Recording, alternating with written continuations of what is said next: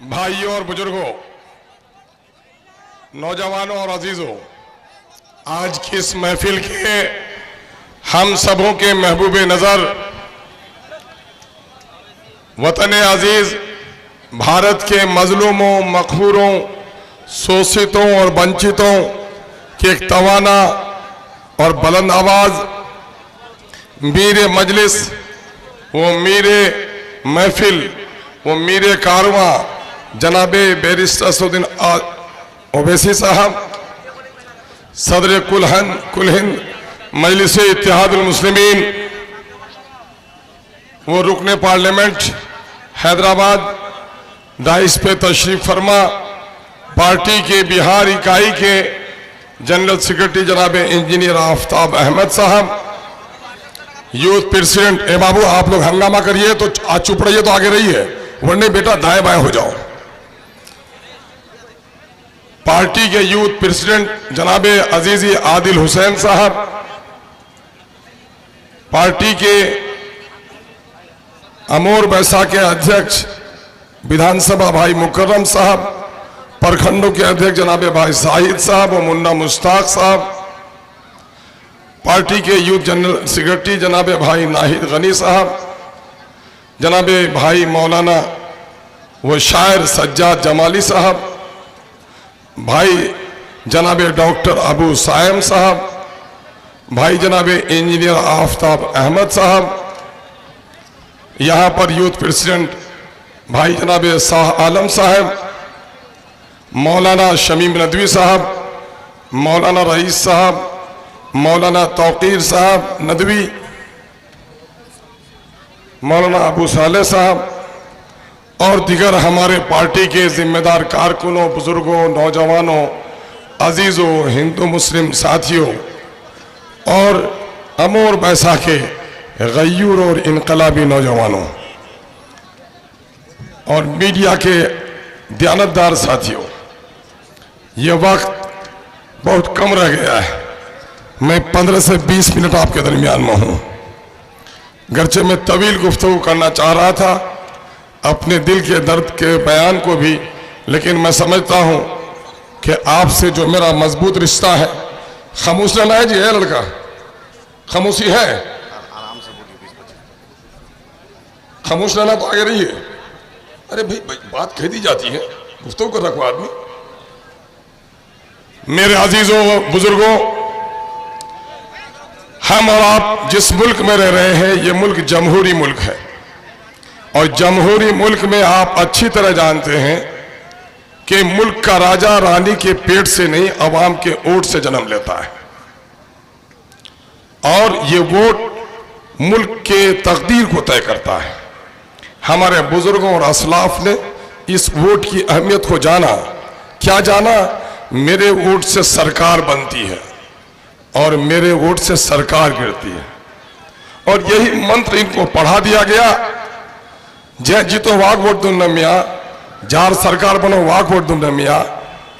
तो मेरे भाइयों, जरा सोचो तो सही, जिस वोट से सरकार बन सकती है, जिस वोट से सरकार गिर सकती है, मैं खुदा की कसम खा के कह सकता हूं, अगर आपने दानिशमंदाना तौर पर अपने वोट का इस्तेमाल किया तो आपके इलाके की तस्वीर बदल सकती है। आपने अगर होशमंदाना तौर पर अपने वोट का इस्तेमाल किया तो आपके नस्लों की तकदीर बदल सकती है। इसलिए अख्तरुल ईमान ये कहने आया है, बैरिस्टर असदुद्दीन ओवैसी साहब की सरपरस्ती में यह पैगाम देने आया है कि बैरिस्टर असदुद्दीन ओवैसी और उनके अब्बाजान और उनके अब्बाजान ने तजर्बा किया है कि तुम सरकार से, तुम वोट से सरकार बनाते रहो, हम वोट से अपने नस्लों की तकदीर बनाते रहेंगे। और यह काम उन्होंने बखूबी वहां किया है। जब वो पहली बार सीमांचल आए तो उनको बड़ी हैरत हुई, ये सरकार बनाने वाले लोग सरकार तो बनाते रहे, सरकार को गिराते रहे। हाय अफसोस, सीमांचल की इतनी बड़ी तादाद अपने वोट से अपने नस्लों की तकदीर को न संवार सके। इसलिए वो आपको ये कहने के लिए आए हैं कि आप अपने वोट से अपने नस्लों की तकदीर को संवारो। 40 साल पहले बिहार के दूसरे हिस्से का मजदूर नौजवानों तुम्हारी बस्ती बस्ती में रहता था, हजारों की तादाद में। आज हमारी बेबसी और लाचारी ये है कि लाखों की तादाद में हमारे जवान दिल्ली और पंजाब में हैं। बूढ़ा बाप मरता है, कंधा दूसरा देता है। ओवैसी साहब ने कहा 12 साल का बच्चा मां के गोद में सोने वाला, लेकिन रात 12 बजे तक दिल्ली के होटलों में बर्तन धोता है, सुबह देर से जगता है। मां से इसे बाबू कहकर सहला कर जगाती थी, होटल वाला उसे थप्पड़ मार कर जगाता है। क्या यह सच नहीं है?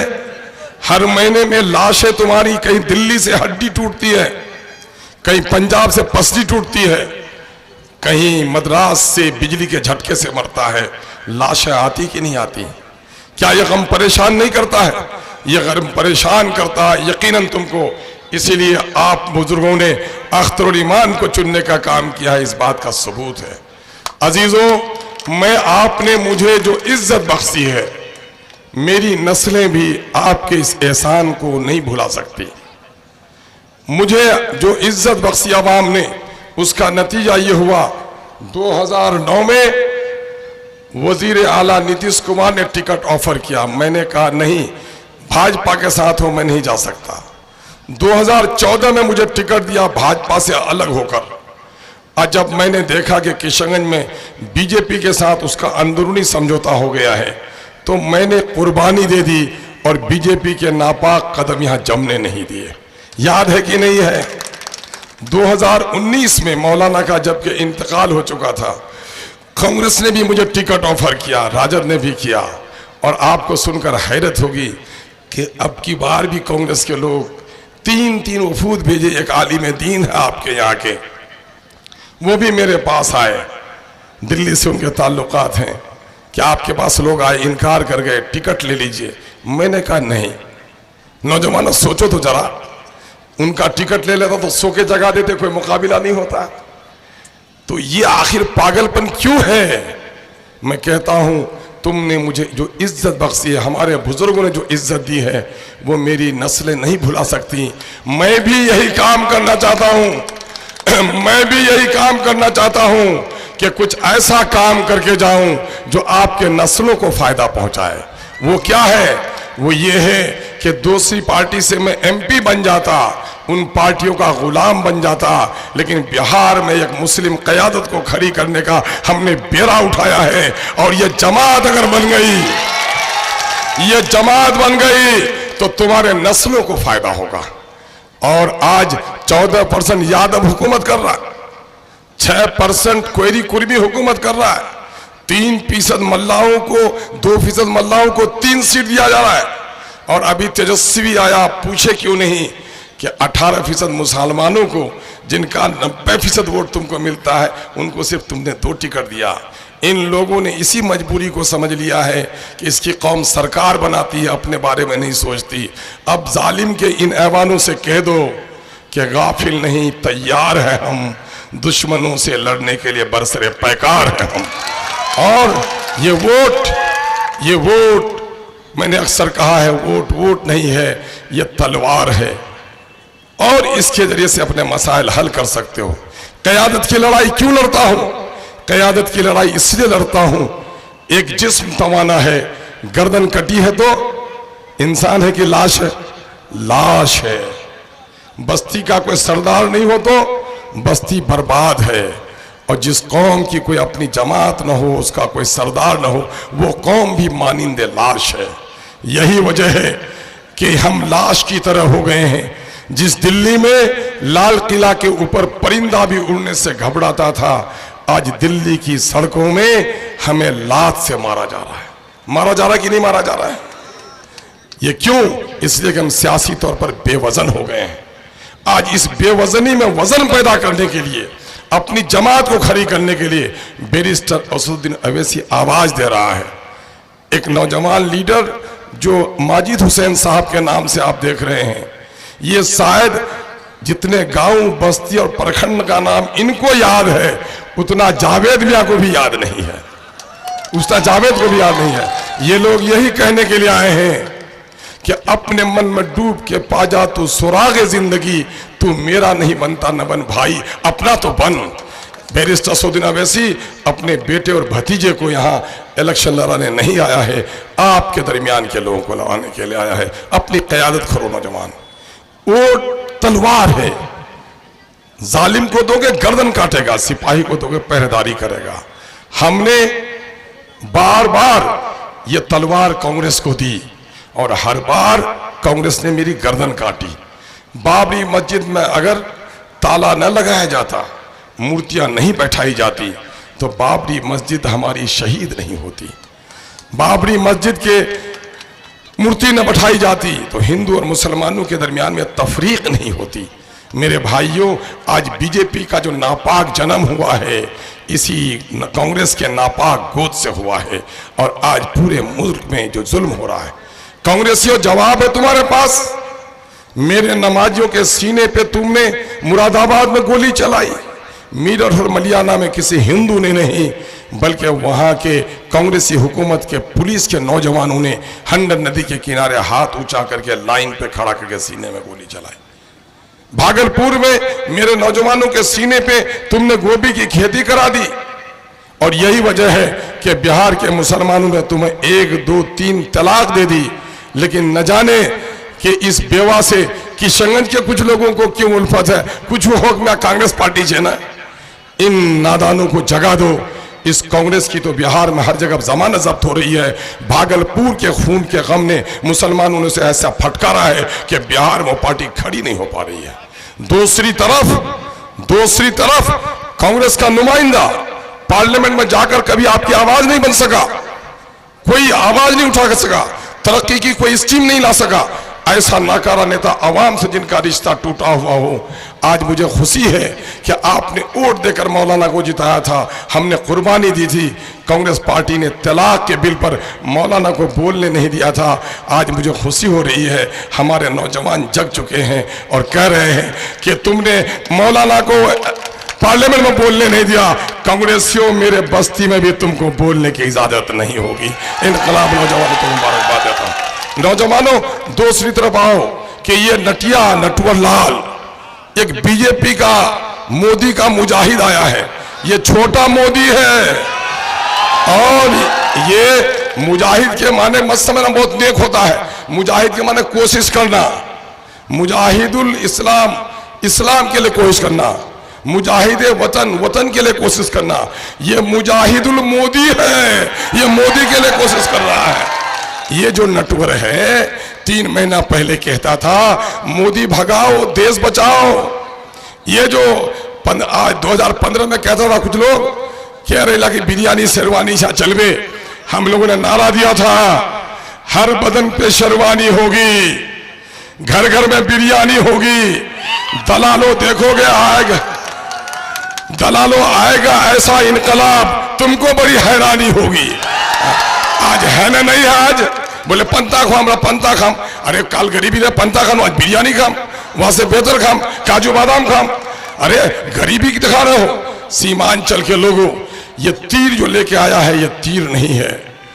तीर को तीर समझना भूल है। हकीकत यह है कि नरेंद्र मोदी का फूल है। ये नरेंद्र मोदी कौन है?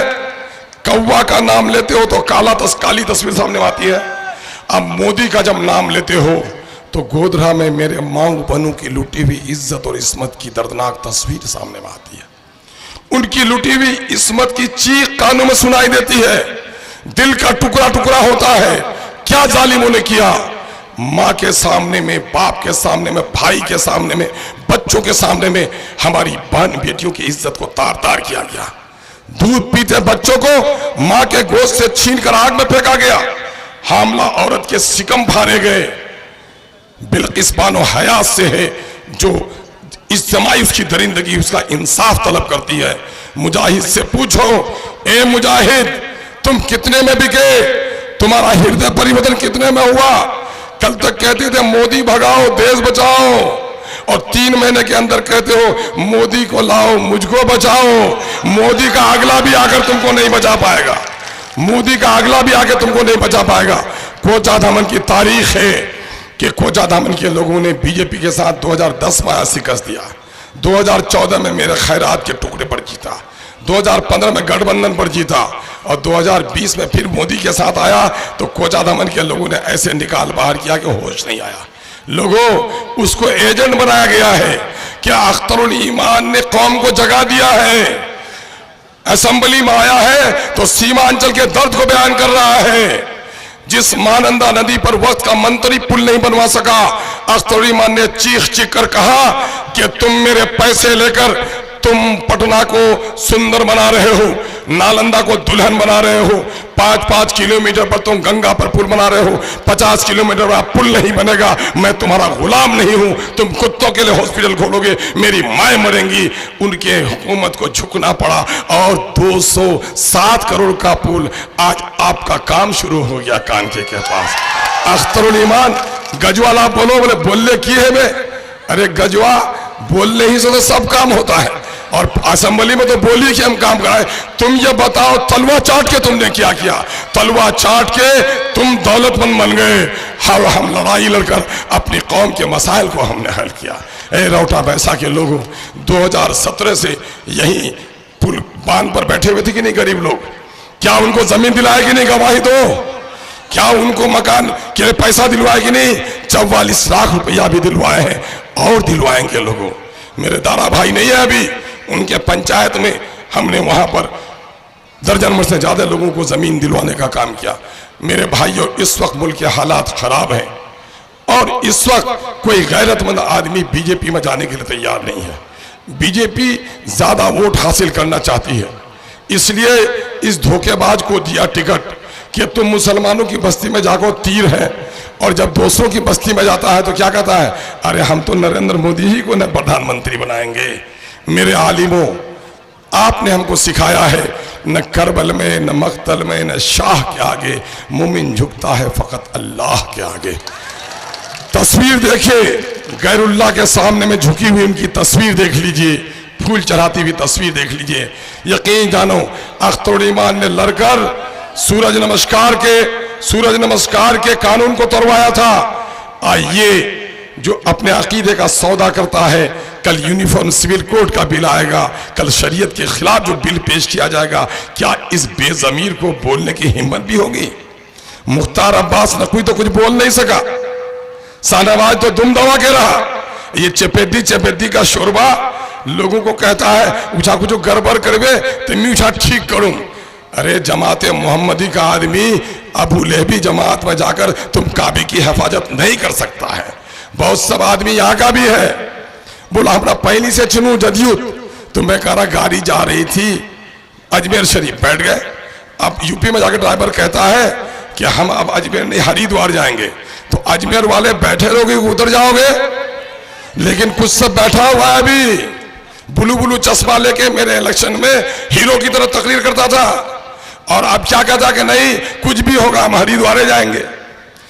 चौक पर का कसाई बकरा काटता था, अब वो बकरा नहीं काटता है, अब वो छोटा जानवर काटता है। तो क्या कहता है, कुछ जानवर काटोगे, मैं दुकान नहीं बदलूं। तो अब तुम खाओ, जिसका गोश्त तुमको खाना है खाओ। और ये हम आपसे गुजारिश करने के लिए आए हैं कि मुल्क के हालात, जब से नरेंद्र मोदी बैठा है, नीतीश कुमार ने उसके सारे मुस्लिम दुश्मनी में उसका साथ दिया है। सीए का काला कानून, मुस्लिम दुश्मनी का कानून नरेंद्र मोदी ने साथ दिया। दफा 370 कश्मीर के मुसलमानों की महरूमी का कानून, नीतीश कुमार ने बीजेपी का साथ दिया। 3 तलाक का मसला, शरीयत पर हमला, नीतीश कुमार ने बीजेपी का साथ दिया। ये खालिद आए हैं एक एमएलसी मालिश करके, कहते हैं कि नहीं साहब उनका नजरिया अलग है, हमारा नजरिया अलग है। खालिद मियां खुशामद करके एमएलसी बन लिए हो, अपने जमीर का सौदागर तो तुम बन गए हो, लेकिन सीमांचल की गयूर अवाम के जमीर का सौदागिरी तुम नहीं कर सकते हो। कहता है मदरसा खुलवा दिया, टीचर बहाल करवा दिया, घर रिलीफ बांटने पर अगर तालीम मिलनी चाहिए तो जिसने घर जलाया उसको गाली होनी चाहिए कि नहीं होनी चाहिए? तो टीचर बहाल किया तो तारीफ करोगे, और 20 साल तक हमारे मदरसे और स्कूलों को वीरान रखा, ऐसे लोगों को गाली नहीं दोगे? गाली दोगे। ये लोग वोट के हकदार नहीं है। जब से मोदी बैठा है, हर वक्त ये खौफ का आलम है।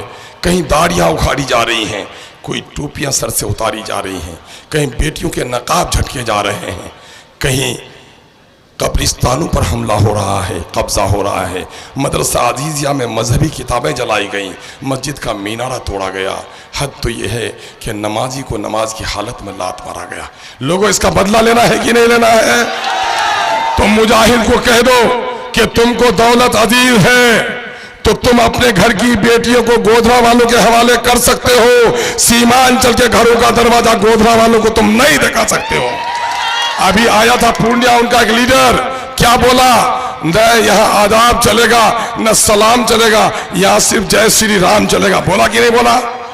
हम जय श्री राम करो आप, हम मना नहीं करते। राम जी का चरित्र इतना महान था कि अगर उसके आदर्शों का पालन करो तो देश में शांति आ जाए। लेकिन खुदा के बंदों को, रहमान के बंदों को कोई कहेगा सलाम न करो तो मैं कान खोल कर सुन लो, जालिमों, ये मुल्क किसी के बाप की जागीर नहीं है।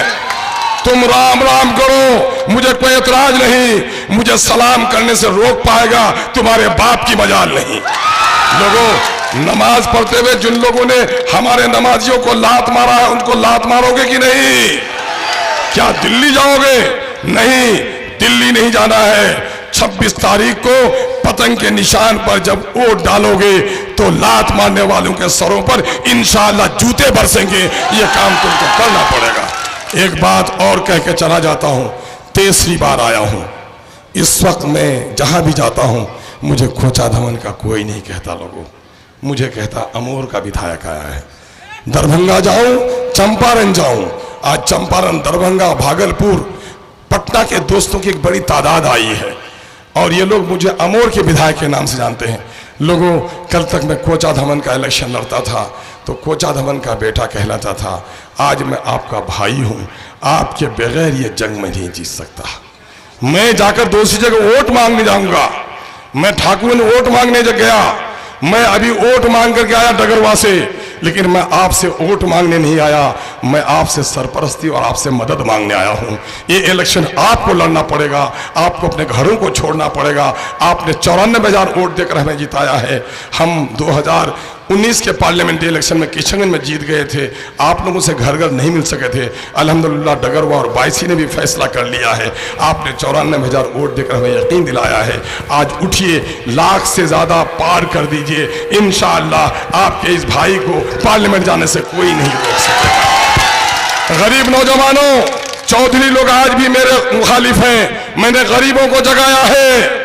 आज वो चौधरी परेशान है कि पहले का नेताला हो चिलमिया बोरो बोला लोग मिलो इलमिया याली भदवा करवा सबको चले जा। मैंने कहा हाँ, मैं गरीबों को जगाने आया हूं। गरीबों के बदन पर अच्छे कपड़े देकर तुम्हारे बदन में नोचनी हो रही है और अच्छे कपड़े इनको पहनाऊंगा, तुम्हारे बदन का हर हिस्से को जख्मी कर दूंगा। गरीब का बेटा कुर्सी पर बैठता है, तुम्हारे चूतर में जख्म होती है। गरीब का बेटा भी इंसान है, उसकी इज्जत के साथ मैं खिलवाड़ होने नहीं दूंगा। और कान खोल कर सुन लो, मैं किशनगंज में सीमांचल में हिंदू मुसलमान सबकी लड़ाई लड़ता हूं। यहाँ के नदी का मसला है, अभी हाई लेवल सर्वे करवाया है। रसेली और खाड़ी के पुल का मामला कैबिनेट तक पहुंचाया है। जमीन के कटाव का मामला मैंने उठाया है। मजदूर प्रदेश में मरता था, फ्री में लाने का लाश का उपाय कर दिया है। लेकिन दूसरे के चंदे से जो लाश आ जाती है, कुछ लोग ताजमहल के सामने में फोटो खिंचवा के कहता है कि खान ताजमहल मोर बाढ़ से है ना। तो ऐसे नादानों को सबक सिखाओ।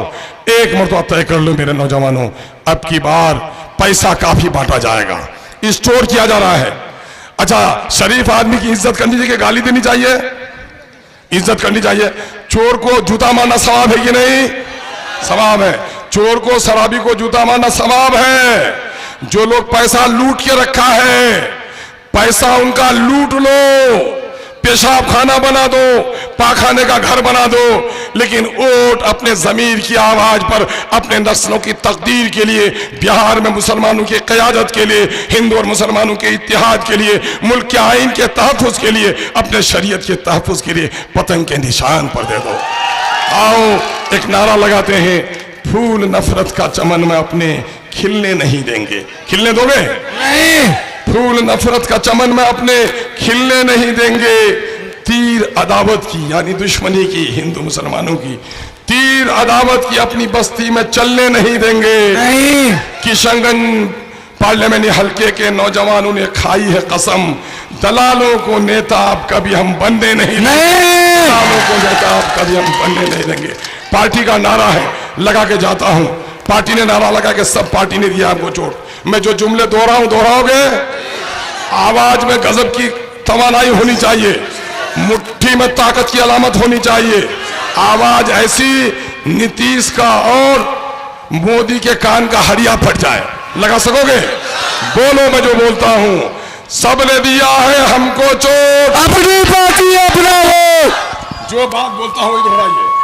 सबने दिया है हमको चोट, सबने दिया है हमको चोट, सबने दिया है हमको चोट, सबने दिया है हमको चोट, सबके दिल में है खोट, सबके दिल में है खोट। अब न देंगे इन बेईमानों को वोट, अब न देंगे इन बेईमानों को वोट, इन बेईमानों को वोट, अब न देंगे इन बेईमानों को वोट, इन दल्लालों को वोट, अब न देंगे इन दलालों को वोट। अपनी पार्टी अपना वोट, अपनी पार्टी अपना वोट, पार्टी अपना वोट, अपनी पार्टी अपना वोट। इनकलाब, जिंदाबाद, इनकलाब, जिंदाबाद, बैरिस्टर असदुद्दीन अवैसी, जिंदाबाद, पतंग का निशान, जिंदाबाद, संगठन के नौजवान, जिंदाबाद, संगठन के किसान, जिंदाबाद। चलो अब एक आखिरी बात, पैसे लोग बांटेंगे, अपने जमीर को झुकने मत देना।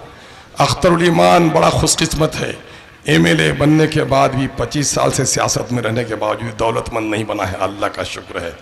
मैं तो पैसे तकसीम नहीं कर सकता, लेकिन इस जिस्म के अंदर के खून का एक एक कतरा अपनी कौम, अपनी नस्ल, अपने इलाके और अपने वतन के लिए आपके हवाले करने के लिए अख्तरुल ईमान तैयार है। संभाल लीजिएगा। सलाम।